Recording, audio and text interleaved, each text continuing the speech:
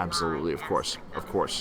So you say you don't like Julio Rivera, don't agree with his politics? Whoa.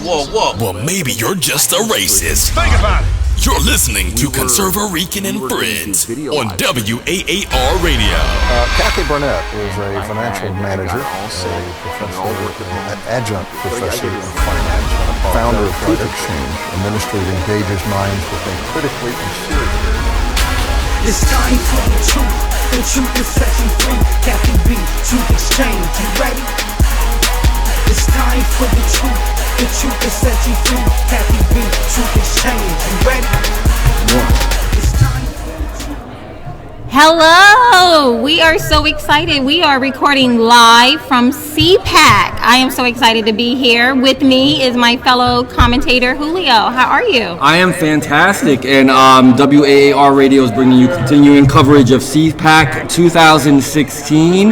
This is a joint venture between Kathy Barnett's Truth Exchange and Julio Rivera's Conserva Rican and Friends.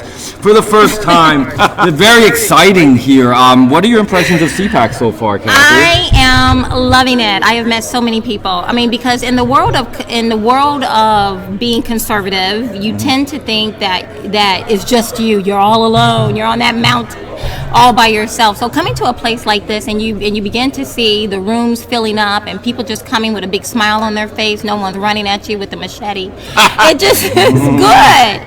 It's good. Now here with us, because I know Andrew has to leave in a few minutes. We have Andrew Langer. Hi. Did I pronounce the last name right? Absolutely did. Okay, awesome. Andrew is the president of Institute for Liberty, and you were telling us you have a new foundation. We do. We're opening up a new organization called the Pro-Liberty Foundation. Let me just say this much, because we're here, we're live from Radio Row at CPAC. The excitement is palpable.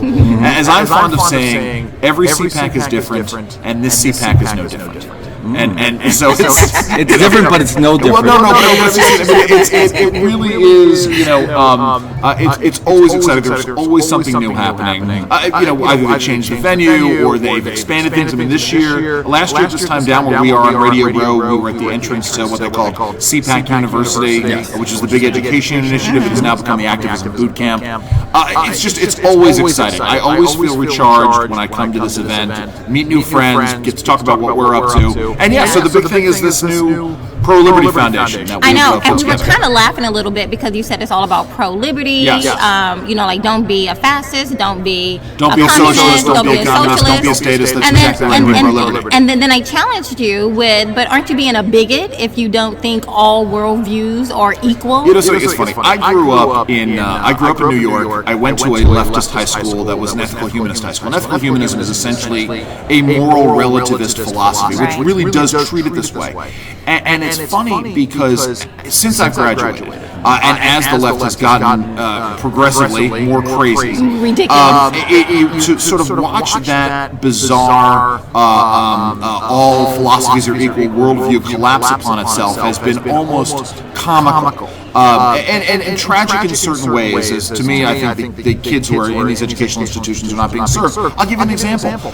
There was an assembly at my old high school, the Fieldstone School. You can look this up in the New York Times. New York Times did a big story on it. This is 5-6 years ago, in which they were talking about the Palestinian situation, and they had a Palestinian militant come in. It was a panel, Palestinian militant and a pro-Palestinian Israeli. But there was no pro-Israel perspective on the panel. And it was the outcry from the parents of these students that it was obviously a pro-Islamist worldview, but with no sort of discussion of the defense of Israel and the need to defend Israel. Israel is a beacon of light and democracy and for lack of a better term, progressivism in an area that is sorely lacking. Yes, and very dark. But I think it's very interesting because in our culture today, you are labeled as a racist, as being intolerant. Absolutely. If you do not believe all worldviews are equal. But I hold the belief, I know you guys do as well, that we have a right to discriminate against worldviews because all worldviews are not morally equal. Well, we have a right to our own opinions about what other people are doing. And it's funny because the left loves to ascribe negative motivations to what people believe. And there's something that I talk about in terms of, we're now at the 6th anniversary of the Tea Party movement. right? So I'm sorry, 7th anniversary of the Tea Party movement this past weekend. And the last 7 years have seen a tremendous amount of not bullying, but a tremendous amount of shade being thrown at the Tea Party movement by the organs of state power. And one of the things they talk about is the Tea Party movement being racist. And that all stems from a political science tool called the Racial Resentment Index. Now, we as conservatives or libertarians believe we believe in egalitarianism. We believe in a meritocracy. We believe that if you work hard, you will get ahead. We believe that if you don't work hard, you should not get a direct handout, an immediate handout. That charity is not something that the government ought to do, but that private charitable institutions ought to be doing. And so the political science world in America and probably worldwide, if you hold those beliefs, and the stronger you hold those beliefs, they call that the Racial Resentment Index. The stronger those beliefs are. Now, we were taught, I know you guys did the same thing. When I was growing up in the 70s and into the 80s, we were taught that all people are created equal, that people are to be judged by the content of their character, not the color of their skin, that everybody has an equality of opportunity. And I believe that, right? That's who I am. But apparently because I believe that, I believe in equality, somehow that makes me a racist. So no longer is racism bigotry, right? That's what racism was. Or systemic, or holding you back and not allowing you to flourish. That's exactly right. Now it has to do with this idea, if you believe that all men are created equal, somehow you're a racist. And so that's something I pushed against, especially when they were talking about with regards to the Tea Party movement. There's a guy named Alan Abramowitz, who is a nationally renowned political science professor, who touts this hogwash of the Racial Resentment Index, and it's something that political scientists need to push back against, but we know academia is not going to do that. And so the problem, of course, then is that our kids and our kids' kids are then taught that, believing that all people are created equal. Meritocracy is somehow racist. I was just gonna say, I think like victimization is almost like become empowerment. Like it's one of those things that weirdly Orwellian. It's really scary because it's like one of those things like, God forbid you should subscribe to the theory that everyone has the opportunity to take care of themselves or should be responsible for themselves or have this limitless opportunity that America affords you, because some people can't take advantage of it for some reason. Yes. And why do you think that they push that so much? I mean, is it because, do you think if they go ahead and push that agenda, because the masses will fall in behind that and it's easier to win elections that way because people are looking for handouts? I think some of it is that. I think there's a feedback effect that goes on and sort of builds and grows. I think part of it is that there's a definite industry in victimhood in America today. Adam Carolla's got an interesting thing. Prager University has a booth here at CPAC. He did a video this week on that very issue about how you used to see ads on TV. Again, in the 70s and into the 80s, you used to see ads during the day on TV. Go join, go learn how to be a long-haul trucker. Go learn how to be a secretary. Go learn how to do refrigerator repairs. Apex Tech. Exactly, that's exactly right. Apex Tech, that's exactly right. And the reason why is because then, if you were home during the day and you're an adult, chances are you were unemployed, you were looking for a job. Now, what are the ads that are on TV? Have you slipped and fall? Need a lawyer? Are you due a settlement? Are you a victim of mesothelioma? And asbestos? It's all about. But it's not really good. How can you come up? I mean, like, that is perfect. And it really is. It's one of those subtle sea changes in America that I hadn't thought about. But kudos to Prager University and Adam Carolla for bringing that out. I mean, that's of course the beauty of satire and comedy, right? Is that it holds a mirror up to ourselves. Ultimately, like, I think the stream of consciousness has changed, and people are being fed this into their mind on a regular daily basis. So I think that's why the majority of people hold those beliefs, that they're victims, they're entitled to something. Obviously, I mean, because it's easier. If you have a Lynch-like mentality, is what I call it. I mean, it serves you well to be in a society that says, "Oh, you're a victim. Don't worry about it. It's not your fault." Think about where we've come, right? I mean, the civil rights movement of the 50s and into the 60s fought hard to desegregate college campuses. And what are we doing right now? Segregating. Back to my own high school, the Fieldsville School in New York. They had these racial affinity groups that they put together, which were segregating students by race and ethnicity. And now on university campuses, absolutely,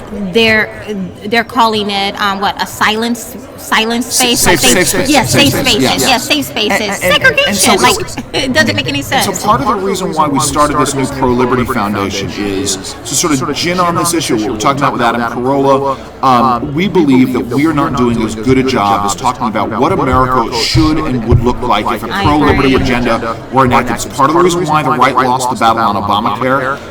We couldn't even agree on the problem, let alone the solution. I mean, I'm seeing that every day. So what does America look like if we enact a pro-liberty agenda on things like financial services, right? And what happens if the left, right? You know, we have this situation. One of our big issues at Institute for Liberty has been the issue of government rules and regulations punishing the underserved and unbanked in urban centers, right? You have the Consumer Financial Protection Bureau, which is going after payday lenders and check cashing businesses, and all of a sudden people who are unbanked, who don't have can't get bank accounts, they have no place to go and do their financial business. They have no options. And so anyway, this is what we're talking about. I love that because, you know, on the conservative side, we are losing the battle of communicating what it is that we honestly believe, and we're allowing the left to control the vocabulary and to tell us what we believe, which is not true at all. Because not only are we considered racist, but now, according to Homeland Security, we could be considered a terrorist. Well, I mean, that's a long time coming. That's the craziness of it all, is that I am considered a terrorist. That's the cognitive I spent 10 disconnect. years defending my country, but all of a sudden now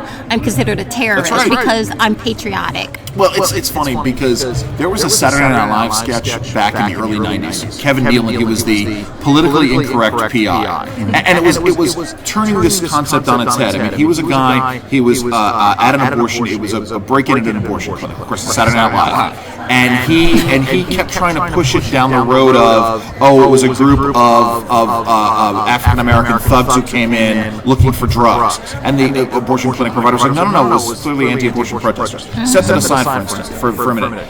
Now in America today, what that whole meme would look like on Saturday Night Live is there would be a terrorist attack, right? We would know that it was Islamic extremists who were coming here to do it, and they are desperate to pin it on Tea Party activists, people who were in that movement, who are so-called right-wingers. NRA. Exactly, that's exactly right. I mean, you saw it during San Bernardino, right? These people were praying that it was going to be some kind of Dylan, whatever his name was, Dylan Root from down in South Carolina, who was going and shooting up people. Like, they pray for this stuff. Yeah, that's the narrative that they want. I mean, they want to make us look bad, and they want to defend, all these different views, like you were saying, worldviews that are dangerous to our society. I mean, if you think about just Islam and just Islam itself, it's incompatible to what we do in this country and incompatible to any other culture. And the irony is, of course, that as they are throwing people off of roofs and stoning women for being victims, right? Yes, exactly. As they're doing that, and we're supposed to applaud that, we are finding people, holding people liable when they exercise their rights of conscience and they don't want to bake a cake for somebody at a wedding.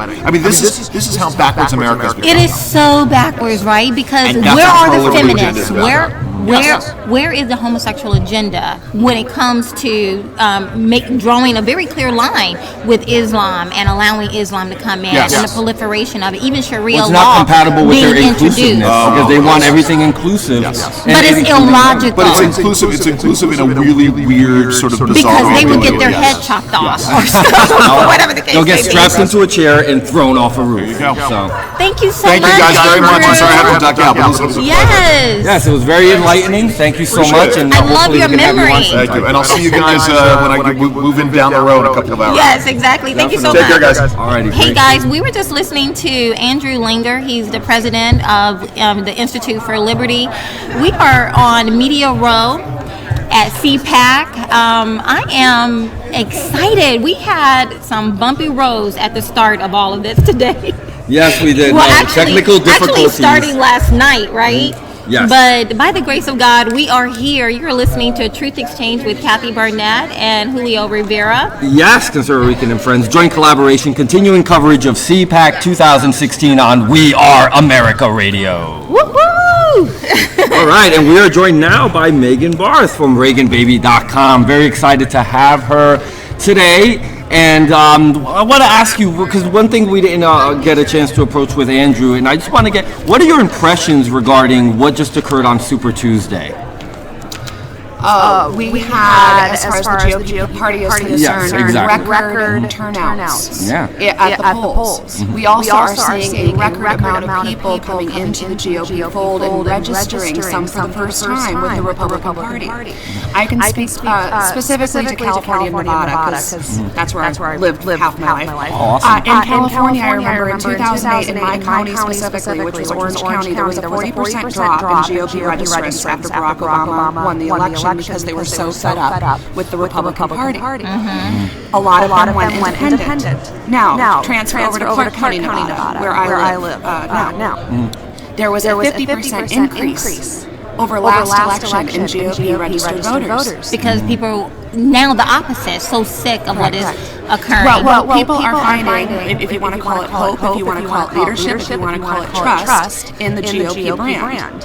Again. But would you say specifically, not so much the GOP brand as it is the message that Donald Trump is presenting to people, and that is one of, I am not your typical Republican.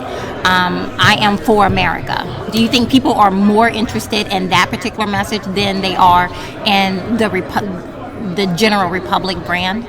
Well, as far as I'm concerned, and you can read it on my piece at ReadingGravy.com, the Republican brand was destroyed by the GOP establishment.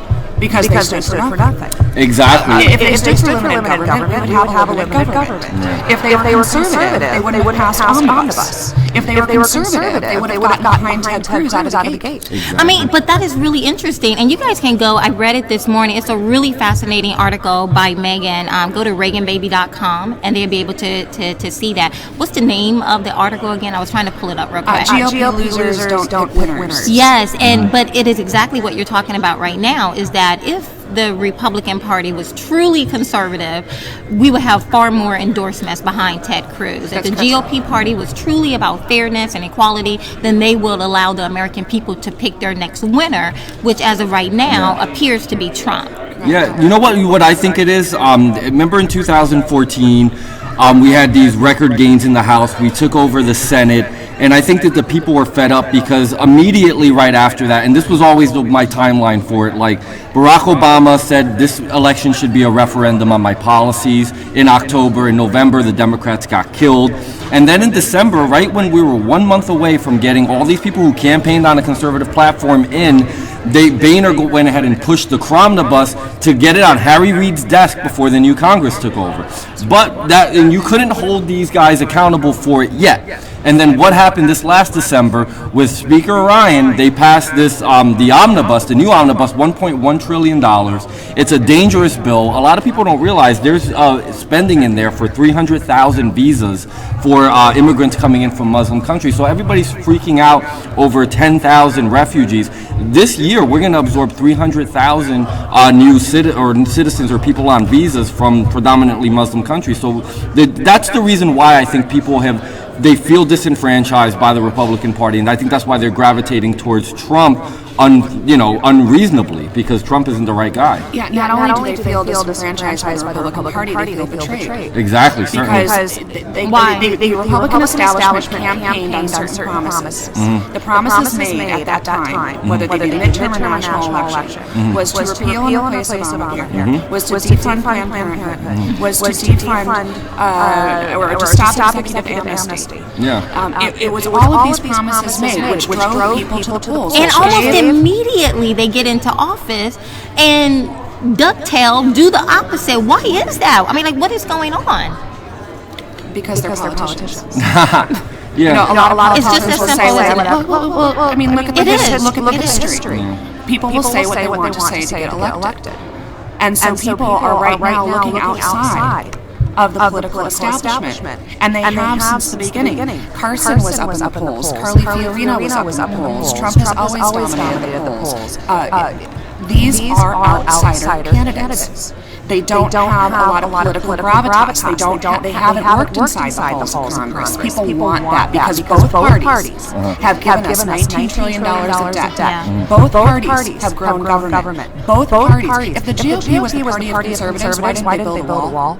Exactly, yeah. But you know what's funny with Trump? I don't see him as an outsider. He's been playing the game in D.C. for like 40 years. I think people incorrectly view him as an outsider. But the truth of the matter is a lot of these progressive politicians that that have destroyed the country have been placed there in office by people like him, funding their campaigns. But appearance is everything, right? So it Yeah, appears. unfortunately, yeah. But let me go back to what you were saying earlier, because you're right. America is sending a very clear message to the Republican Party that we don't want what we have always gotten. We want something different. Change it up.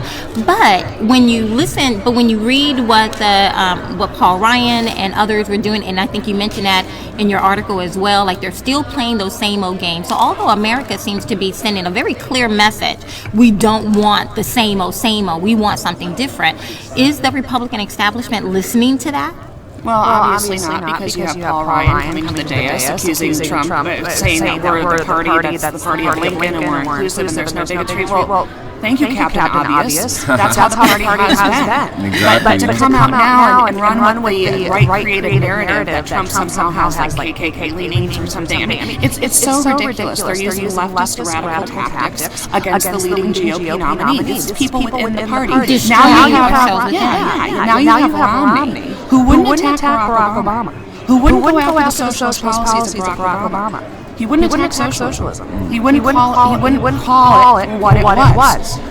A progressive can't tell me what the difference between them and a socialist is, so I just refer to them as socialists. Because their policies are socialist. Yes.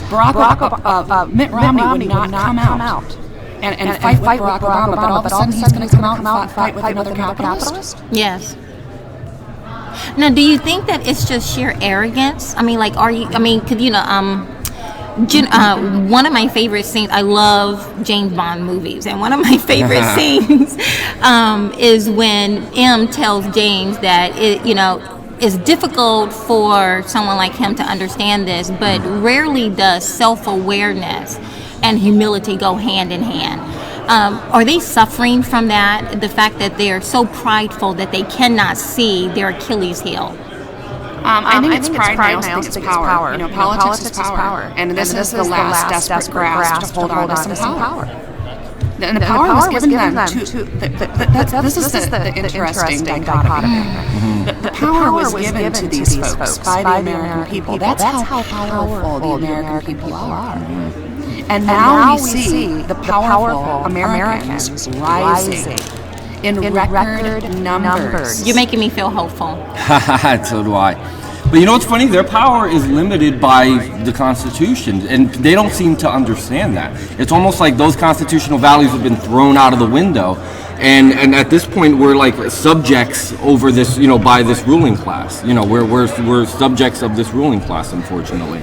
And they make their decisions by executive fiat, or they, now we have judicial activism, and we're a different country than what we were intended to be by the framers, obviously.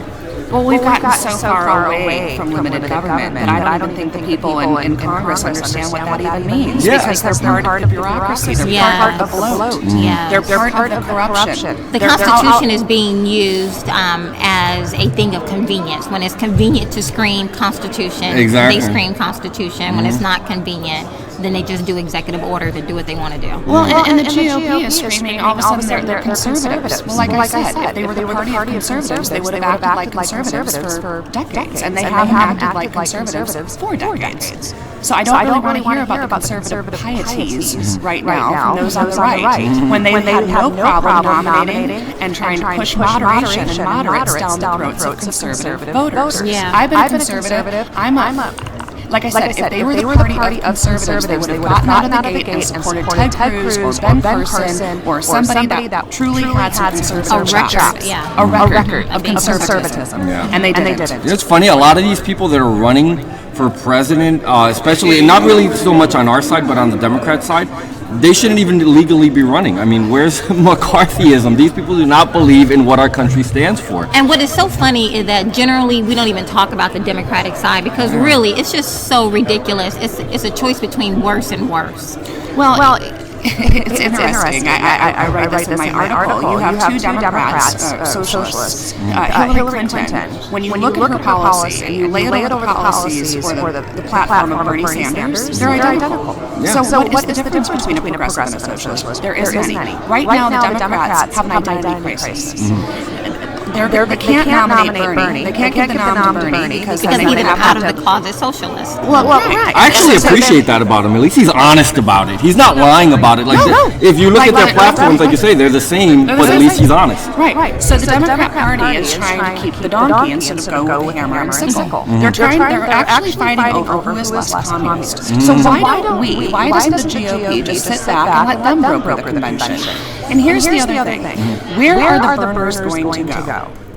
The whole entire burner movement, right? There's two folks right now that have movements, Trump and Bernie Sanders, right? So where are the burners going to go? They aren't going to go with Hillary Clinton. Why? Bernie doesn't If it's the same. because she represents everything that they hate. She represents Wall Street. She represents the banks. She represents the institutional left. They don't want that. They want the outsider. But you don't think that they would coalesce around her if Bernie drops? Bernie isn't necessarily that much of an outsider to me, though. He still represents big government, which is a lot of the young people that are behind that movement. They're the ones that Hillary will still pander to and say, pretty much, come with me, I'll take care of you, which is what a lot of the youth movement behind Bernie Sanders, especially, is for. I think. Well, I could be wrong. But the youth, but when you look at Hillary's demographics, she's only pulling in the African American vote and people 65 and over.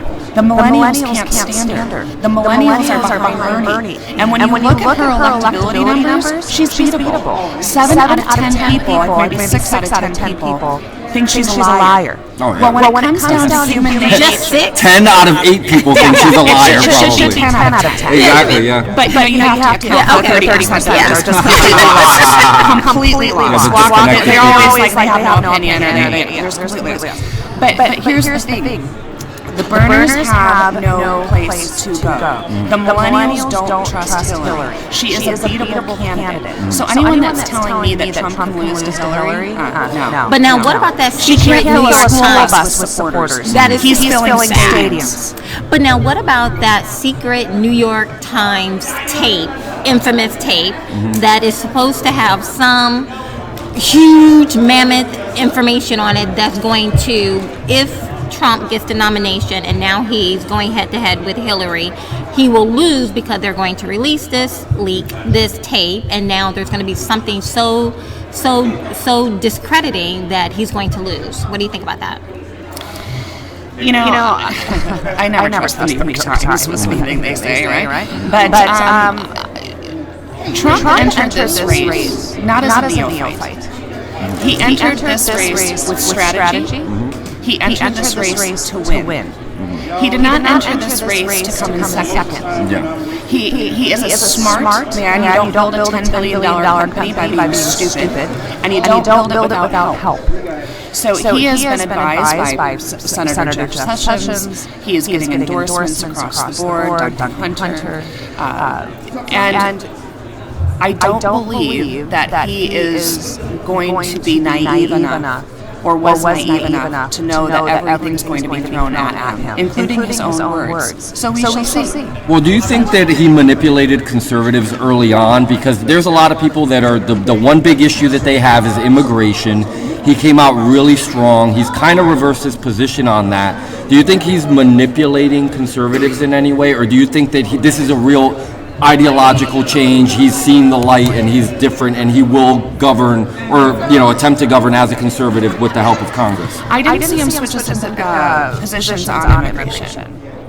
So that I'm not aware of. Well, he did make the statement that as far as he did initially, it was like we're gonna almost like Eisenhower, like where he's gonna go in, he's gonna get everybody, he's gonna get them out, but then he reversed and said that there's a lot of people that could stay, which is kind of contrary to the bluster of his initial statement. He was like, I'm the big strong guy that's going to fix everything and I'm going to build a wall and I'm going to get everybody out of here. That's kind of a reversal of his position, saying that some people can stay because it's open-ended. Well, the last statement I heard from him, which I believe was yesterday, or maybe it was the last debate, that he said that people are going to have to go, and they're going to have to come back in legally. Now tonight, I know he's going to get pressed on that question, right? Exactly. Tonight. So I think we have to kind of wait and see what he says, because I simply can't speak to that because that's not. I understand. What I heard. Megan, thank you so much for coming. You are awesome. Beautiful and awesome. No, I'm from New Jersey. Oh, New Jersey. Out of Philadelphia. Oh, yes. okay. Sorry. So we are I'm coming Chicago. together. Where I was in Chicago. Okay, I was born and raised in Chicago. Were you? Awesome. Yeah, but now I'm in the warm. Thanks for having me. Cubs and White Sox. I know. Thank you so much. Megan, thank you so much. Take care. All right, we'll see you soon. Guys, we were just talking to Megan. She is the founder of ReaganBaby.com, Megan Barth. You guys go out there. She has, like I said earlier, a fascinating article out there talking about what we're contending with right now with, is the GOP really conservative? Because if they're really conservative, and I love that when I was reading her article, as she says, if they're really conservative, then as conservative as they would purport that they are, then Ted Cruz would have many more endorsements than he has. Yep.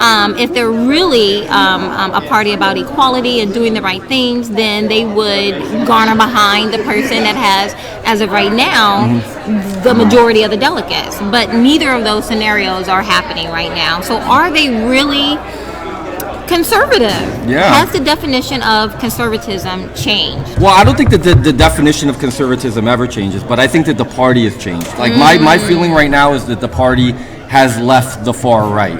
I look at it like, we always, point fingers and say this one's a rhino, this one's not really as conservative as this one or that one. I think at this point, the far right conservatives were really the rhinos because the party has changed. The conservatism hasn't, but if you look at the majority of the legislators, they're all to the middle. If you look at what Heritage scores are telling you, there's only really a handful of true, on every issue, far right conservatives. And that's what allowed the country to go in this direction where government's getting bigger, the debt's getting bigger, our liberties are being attacked, constantly at every turn. The Second Amendment's in question. We're seeing the Supreme Court getting away with all this judicial activism because ultimately progressivism has infected our party. So there's really not that much of a difference between the standard Republican and your run-of-the-mill Democrat. You have a couple of conservatives that are really fighting to restore the republic, to honor the Constitution, and that's unfortunate. I mean, it's funny too when you look at the presidential race when it started. We had Scott Walker, we had Rand Paul, we had a lot more viable, some more viable ones. And look who's left now. I mean, we got Kasich is a progressive. I mean, he's a pro-Common Core. He's a pro-big government. He's for all intents and purposes, he's basically, a Democrat. He's not even a blue dog Democrat because he's for big government. So, I mean, what are we left with? I mean, Trump is a wild card ideologically. We don't know exactly what he's going to be or who he's going to be. And then, we have Cruz, which we know what he's going to be. Rubio's a guy that's been, far. He started out far right, but he has shown the ability to come to the left and maybe with the Gang of Eight, the Gang of Eight, that was dangerous for as far because what it is, don't represent yourself as a far right conservative if you're not going to legislate that way. Yeah, but we're there's the debate tonight at 9 p.m. Eastern Time on Fox. We're going to be watching it here from CPAC. That should be very exciting. Yay. I'm so excited about that. Mm-hmm. So I know that the remaining candidates are going to be pressed on a lot of issues, and we'll just kind of see how all of that goes. It is still going to be really sophomoric in nature, name calling, bashing, or are we going to be able to get them to actually communicate on what the issues are and begin to, just kind of weed out more and more and more who they say they are and what they've actually done. So I think that's going to be really interesting. Yeah, keep it about issues for once and not keep it about personal attacks. It's ridiculous. Also coming up on Friday here at CPAC, Dr. Ben Carlson is going to talk further about what he means, about where his movement is going. As most of us saw out there on social media yesterday, he put out a post saying that for the most part he's leaving the presidential race, although he did not use those exact words, but essentially he is pulling out of the race. But on Friday he's going to talk further about where his movement is going. Now, because we're at CPAC, we have people walking and everything. I just got Leah Thompson. It's Lee. Lee Thompson, yes, you're an attorney. Center for the American Future Policy Analyst. So what organization do you work with? I work with Texas Public Policy Foundation, and like you said, I'm an attorney with our litigation center as well as a policy analyst with our Energy and Environment Center. Yeah, so what are you guys doing here? Talking about, are you guys hosting an event? I am going to moderate a panel later this afternoon around 2 on the rising generation and energy and the environment, really trying to get the message to my generation, the millennial generation, reach out and talk to them about the real policy behind the climate change debate. Can we talk about that? It's a policy-driven issue, not a science-driven. It's not a science.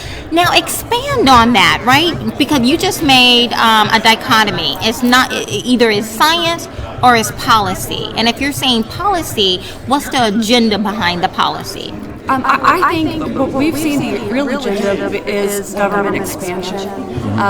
With the Clean Power Plan that the EPA has just put out, was finalized last October, we've seen this sweeping power grab from the EPA to nationalize our entire electric grid. And this is a industry that has traditionally been in the hands of the states. So if they can drive this climate change agenda, they can grab all this extra power for themselves. Yeah, it's almost, I think it speaks to like this pro-globalization agenda, this like, this under either the United Nations or with these, multi-country free trade agreements. They just want to be able to kind of legislate the way that all these other countries work in, regards to environmental issues, or, it's really just to control business. Absolutely. Yeah. Absolutely. I mean, and all of this, because I tend to agree with what you're saying, and yet a part of me find it so kind of like Star Trek, that it's just not, real or possible, or that would be the agenda, and yet that is the reality. But I think most Americans kind of fall where I am, is that, we don't have a knee-jerk reaction to just want to think that everyone is trying to, coalesce power under one government. I agree. And I think, too, because it's been such a policy-driven issue, you see so much in our educators, our universities, where they've accepted this nugget of falsehood, really, and just spread it throughout, like I said, the millennial generation. They're so willing to believe that this is the next great thing they need to lobby behind and fight for, but they're really just acting as... It's a tool towards socialism, a tool towards communism? I think so. Is that what you're saying? I think so. I think it's a tool towards socialism, for sure. I think it's just another government expansion. Because I guess you can't just walk up to someone and say, hand me all of your freedoms. And for my benefit, for my aggrandizement. But what you can say is, oh, don't you want to save those bears? Or don't you want to, save the environment for your children's children, kind of thing? And now, I'm not the expert. You are. So you tell me, is that what you're saying? Yeah, and that is. And I think it's really important, too, to know that when you talk about the environment, the truth is our air has gotten significantly cleaner over the last 30 years. A lot of our regulatory systems that for real pollutants like sulfur dioxides and nitrous oxide, we're getting a lot better. We're breathing in cleaner air. So the next, I guess the EPA's thought was that the next logical goal was to go after CO2, which is in everything, and which plants need to survive. So if you can vilify the things that there's just really no good way to control, that's the path to getting all of this power. But why would American-loving leaders do something that will ultimately harm America, that will ultimately take us put us on level playing field with all the other countries, not allow us to, to propel as a continued superpower, not allow America. That will ultimately strip away our freedoms, our Constitution. Why would, if our leaders know what you're saying is the truth, why would they support climate change? I think it goes back to the policy sides of the issue, really does. I think you see a split between the two parties. But I also think that we've seen, in Texas, we've got Chairman Lamar Smith, and he's been really fantastic about trying to he keeps requesting all the information from NASA, from NOAA, from EPA, and they're largely redacting everything and not telling him what's going on. So I think we have real legislators that are out there who are saying, no, this is not true, this is not the right path, we have to fight. Senator Mitch McConnell was very proactive when all of the Clean Power Papers came out and said states should not comply with this, we should not do this. And I think there is still strong leadership saying no. Yeah. And we just need to get behind these guys and say, yeah, you're doing the right thing. You know what's funny? It's funny how the scientific community, if you don't subscribe to that, or if you have any kind of a dissenting view, you're just completely ostracized. And I think it winds up becoming... Well, they're actually trying to arrest us now. Did you hear about that? For any dissenters of climate change. Exactly, it's a religion now. It's part of the socialist religion, I guess, religion of government. And it's funny, too, because most of every climate change model they've been created over the last 20 years has been completely wrong. So there is natural climate change, but I don't think there's anything that we're doing. The only thing that we're doing is just killing jobs. We're not allowing states to take control of their own resources. We're letting government control land under this agenda, and I just think it's a total elitist versus the American people. And I think what winds up happening is you do get these legislators that want to be on the surface pro-American, or they give that impression. But I think once they get here to the devil's cauldron in D.C., somebody takes them under their wing and tells them, no, I understand that. That's what you say at home. But what we're doing here is something completely different. That's why you get show votes in Congress and all these, unnecessary regulatory bodies and bureaucracies coming out and putting restrictions on what the people can do in favor of giving more power to big government. I definitely agree, and it's really time, I think, for the American people to say, no, when you tell us this, you have to stand behind it. Exactly. You can't go to Washington and waffle. And now what? I do not recall the name of the UN resolution that was just signed, probably a little bit toward the middle of January, right after the Paris attack, but. Is that going to take away the power of the people in America to be able to really hold our legislators accountable? Because when you start moving into the UN and start passing resolutions, those things tend to trump the national government.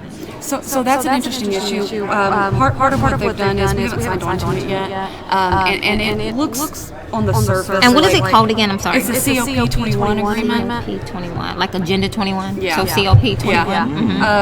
Yeah. So it looks on the surface like most of the requirements that are listed in it are voluntary, but for countries like the U.S., and I think that the U.K. has the same issue. Once we sign on, our system of government works where you can have environmental groups like Sierra Club that would be able to sue the EPA for enforcement. So that's the real concern. And now, say that again.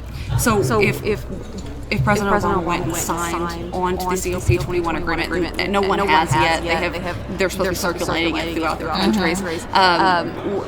So I believe it's in June, maybe, that occurs. Once he signs on, you have a certain amount of time, a window to get things ramped up to actually comply.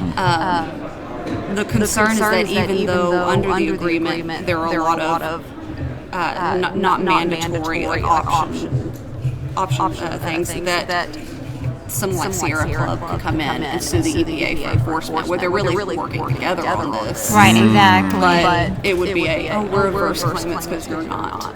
doing what you're supposed to. Right, exactly. Because I think one of the things, and I hope we can find someone who can talk to us about this as well, because one of the things that our leadership, our government, including Obama, do is when they want to trump the U.S. Constitution is that it's kind of like, so you have local government, which is usurped by state government, but then federal government usurps state laws, and then you go out and now you start doing these treaties and resolutions with the UN, and then they trump the entire United States. And so if you want to find a way to bypass the U.S. Constitution, then you go and you work with other left-leaning global body organizations to come up with these treaties or resolutions that will now force the American people to comply, whether their Congress wants them to or not. Yeah, I think this is an instance where the states have to step up and say, we will not comply with, laws that are not United States laws. And these cases have been fought in the And now we Supreme throw Court ourselves before. into tyranny. And Yeah. are we ready to do that?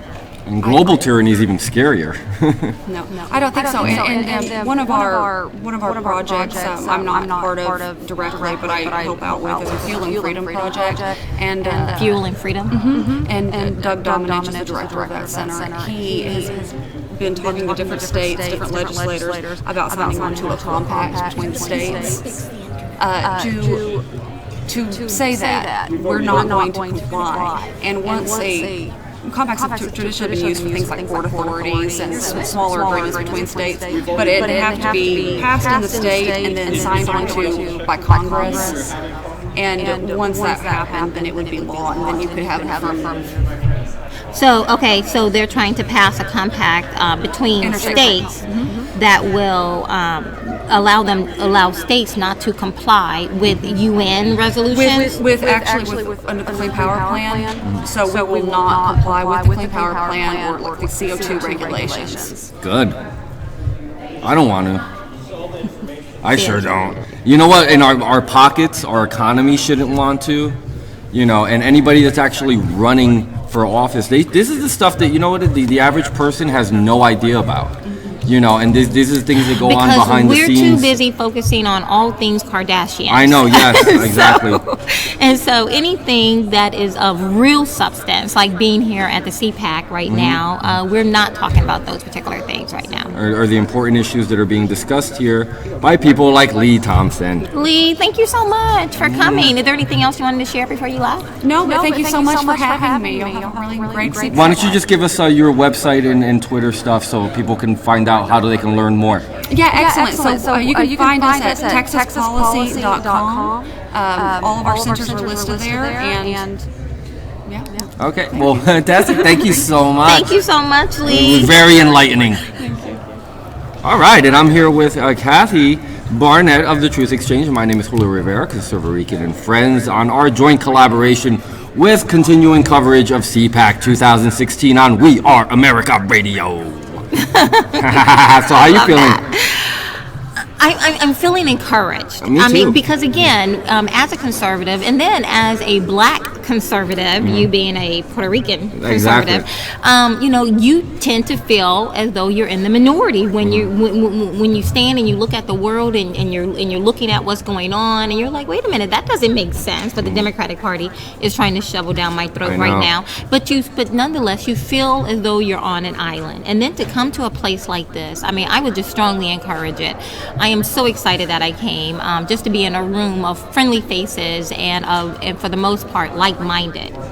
Yeah, it's funny. It's like we're the spirit of the 76 revolution in a sense, because we're saying we will not comply, because if you look at the communities in which we've grown up in and the people that we've been around, we've always, so many people, and it's so sad because I go to Patterson all the time and I talk to people and they're always like, oh, Julio, I see you doing all this political stuff, and they look at me like I'm the one that's lost. And I look at them almost with it's like a sympathy / anger, disdain. Yeah, because I feel bad for them, because it's like there was a point in my life where I was under that smoke screen, and I believed that on all this the victimization aspect of it, that by default, because we were minorities, we had to be a certain political ideology and stuff. And it's only as we've grown and seek more knowledge, that we see that, the American Constitution, while not 100% perfect, it's the best as far as granting our God-given free will for us to empower ourselves to be exactly what it is that we want to be. According to our conscience, right? Exactly. So that's what it is. I mean, that's really what the First Amendment is all about. It is, or the First Bill of Rights, and that is the freedom of religion. It really is the freedom to live according to my own conscience. Does my conscience want to take me left? I have the right in this country to do that. Does my conscience want to take me right? I have the right to do that in this country, right?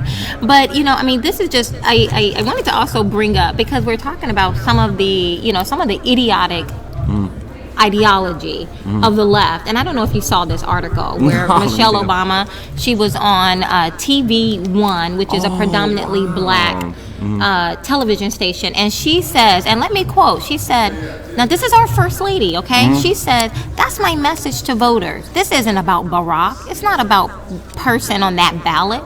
It's about you. And for most of the people we're talking to, i.e. black people, a Democratic ticket is the clear ticket that we should be voting on, regardless of who said what or who did what. That shouldn't even come into the equation.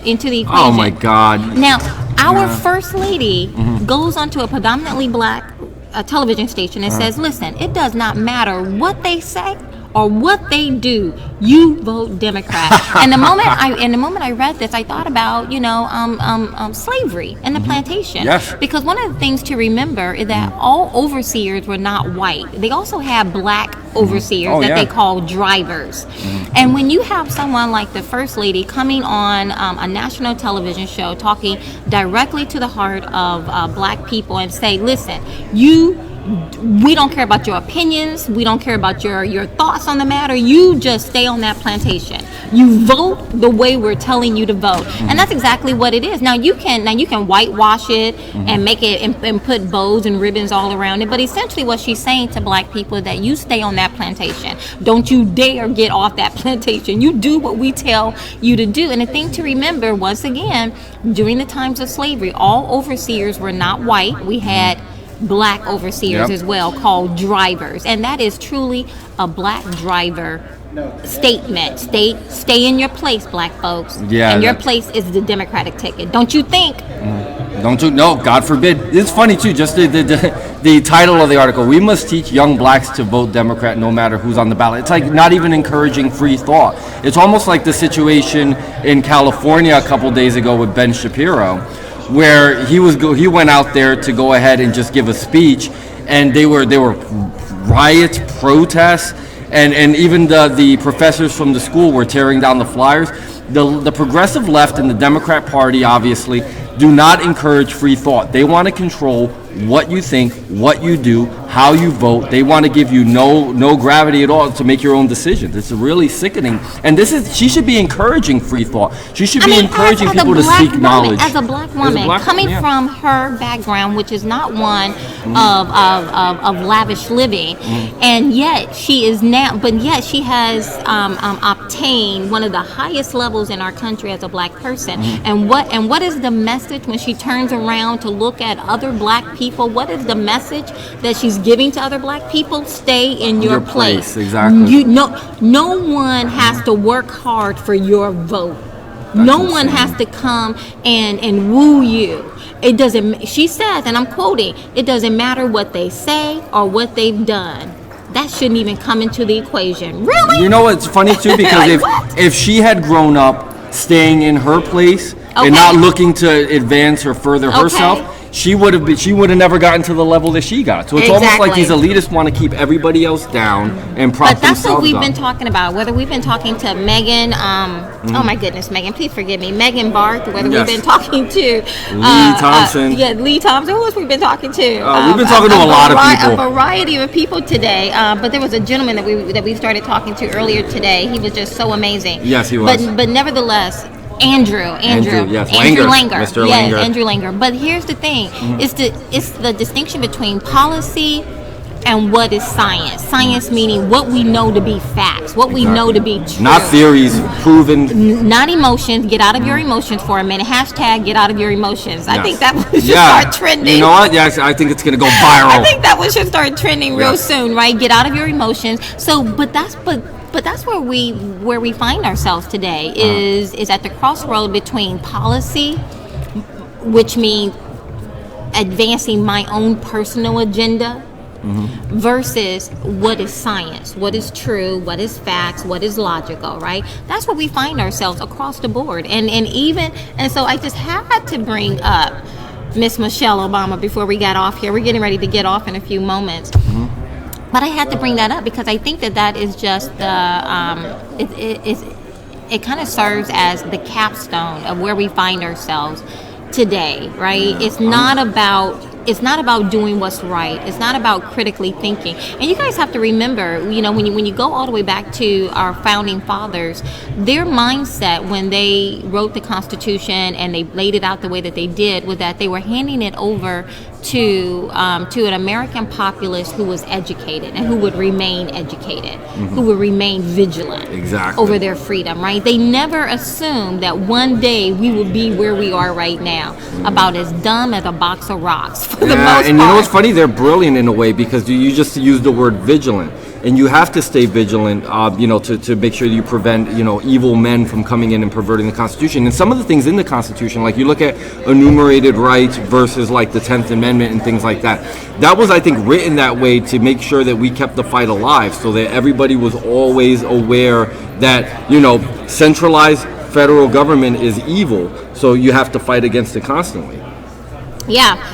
But because we know nothing about what's going on with climate change, because we know nothing about what's really going on with the borders or the ideology of Islam, but we know everything there is to know about the Kardashians. Yes. This is where we find that's very important today. Information. I mean, it's really important to know what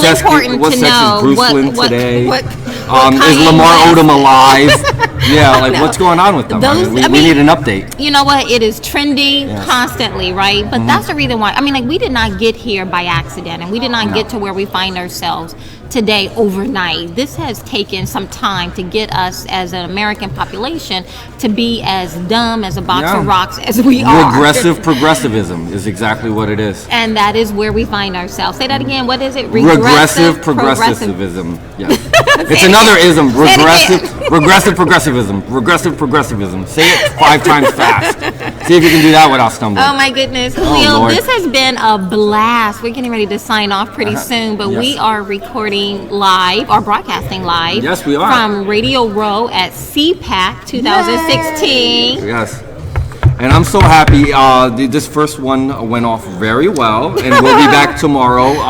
We will have Scotty Nell Hughes on tomorrow. I'm sorry we had her scheduled for 9:30, but we had Lee Thompson run a little long, and she had to do CNN. So we'll have her tomorrow. And who else do we have scheduled for tomorrow? Oh my goodness, we have Andrew Marr. He is the Special Forces Green Beret, also founder and CEO of the Warrior Angels Foundation. He decided to no longer wait on the government to diagnose him and his brother with PTSD, but decided to go out and created a foundation to start saving lives. So very interesting. We also have Matt Robbins, president of American Majority, and John Hawkins. Oh yes, my favorite, John Hawkins from Right Wing News. Yes. Great news site. Yeah, so this has just been, I don't know. So you asked me earlier, what do I feel about CPAC? Let me turn that question to you. How do you feel about this environment? I think it's a great environment. What it boils down to is that you get a certain amount of people who actually get it, that understand that the party has kind of gone astray, and that the conservative base, the far right part of the party that believes in the Constitution, that believes in limited government, that believes that government spending and regulation is out of control, needs to be rolled back. And as to whether or not we put somebody in the White House who's ready to actually do that, we're going to find out this year. Ultimately, they're still going to have to butt heads with a, exceedingly progressive Congress. Everybody said, okay, let's get the House in 2010 and we can use the power of the purse to limit progressivism. That didn't work. Then they said we need the Senate. We got the Senate. We still got an omnibus, a cromnibus, and just a, and the American people are being sent to the back of the bus because they're getting screwed at the end of the day with it. And, now it's like this is the last stand, if we can get the White House in. Because one thing I have noticed about Congress is dead afraid of shutting down government. So if they will put a bill on the government. Not all of Congress. Just the Republican apparently seem to be. And the Democrats too. I mean, very afraid. Not the conservatives. I think the true conservatives don't care. But the bottom line is, if we get somebody in where they know that this president will not sign these spending bills, I think that we'll probably get that change that we've been waiting for. We may get that deregulation. We may get that tax reform, and we may get this economy back in order. Yeah, as we're getting ready to go off the air in a couple of minutes, let me just throw something out here for food for thought, and maybe we can pick it up next week. Because of something that you said earlier about, this is our opportunity to really make a real difference. And I've heard both Donald Trump and Dr. Ben Carlson say several times, if we lose this if the Republican Party loses this presidential election, they said we stand a very strong chance that America will no longer be the America that we have always known her to be. Because coming up in whoever wins this particular presidency is going to have between 2 to 3 Supreme Court nominations that they will be nominating and potentially putting up there as well. And so, and again, as Ben Carlson and Donald Trump has said, depending on who gets in, it could mean that America would no longer be who we have always known her to be. And let me just say, some of the key cases facing the Supreme Court right now, we have the abortion discussion right now, affirmative action, the rights of religious objectors to the contraceptive mandate. Yep, and the Hobby Lobby. Yeah, and we also have the president powers on immigration and deportation. I mean, these are fundamental decisions that are being made, and depending upon where they fall, we will either go left or we will go right as a nation, right? It's very scary. Hence the very real reason why we should not allow President Obama to be able to nominate a Supreme Court justice in this. Well, they don't have to. Listen, let me tell you something. Congress that has the ability to advise and consent, it doesn't have to happen. They can very easily be blocked. So, I mean, that's something I wouldn't necessarily worry about. What I'm more worried about is if the Trump machine and the Trump train that's on the tracks does make it all the way to the White House, I think that we would continue in the tradition of Barack Obama putting in more liberals into the Supreme Court, because he himself is probably you don't think he'd nominate his sister and put his sister on there? I mean, who knows? But one thing I do know, a couple of things that you just said. Someone said, now the conversation is that the Constitution does not say may, that the president may nominate, but that the president shall nominate. So as I said earlier, when it's convenient for the liberals to quote the Constitution, they quote it liberally, right? Yeah. But when the Constitution stands in their way of doing what they want to do, then all of a sudden, we can just bypass the Constitution altogether. We have about 10 more minutes before we go on.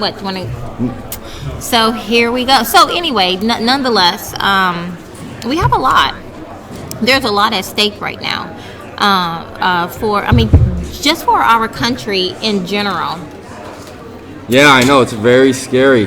Very, very scary stuff. But just speaking to the points that you were making here, especially regarding, and this is funny because I had this conversation actually with a family member the other day with the whole Hobby Lobby thing, with the contraceptive mandate. They didn't seem to understand that, people should have the right to worship freely, and if you're an employer and you don't believe in having to fund morning after pills, you shouldn't have to. I mean, I don't understand where the disconnect is. And they didn't understand the whole baking the cake thing. They didn't understand the Kim Davis thing. They didn't understand how churches shouldn't have to be forced to, marry gay people if they don't want to. Because you know what this is? This is it's scab picking, ultimately, at the end of the day. People are, and these special interest groups are just going to scab pick. You throw them a bone, and they want the whole rack of lamb. It's really, really scary, because if we do get either Trump, I think, or a Democrat in the White House, the Supreme Court is going to continue to rule in favor of the liberal agenda on all these important issues that, affect our right to worship freely and, among other things. And America, as we have known her, will be gone. Yeah, and I you know what? At the end of the day, we might already be gone in a lot of ways. I think we are far gone. But it's all about reform and rolling back. Guys, you've been listening to Kathy Barnette with Truth Exchange and Julio Rivera, Conservative Rican and Friends, on continuing coverage of CPAC 2016 on We Are America Radio. Guys, stay with us next. So, yeah, we'll be back tomorrow live, 8 to 10. We're going to get the music playing live from 8 to 10 a.m. Tomorrow morning. So go ahead and set that alarm. Go out there to social media. You can get to us a number of ways. Just so excited. This has just been a really wonderful experience. Getting the chance to see all of my WAAR radio family members. That was pretty cool. And then just meeting the rest of the American conservative base. Yep, and we're all here. This is the Oscar Awards for conservatives, as it's been known. CPAC 2016, and we'll be back tomorrow at 8 a.m. Kathy Barnette and I, and signing off. This is Julio Rivera for Kathy Barnette. We Are America Radio. See ya. Bye bye.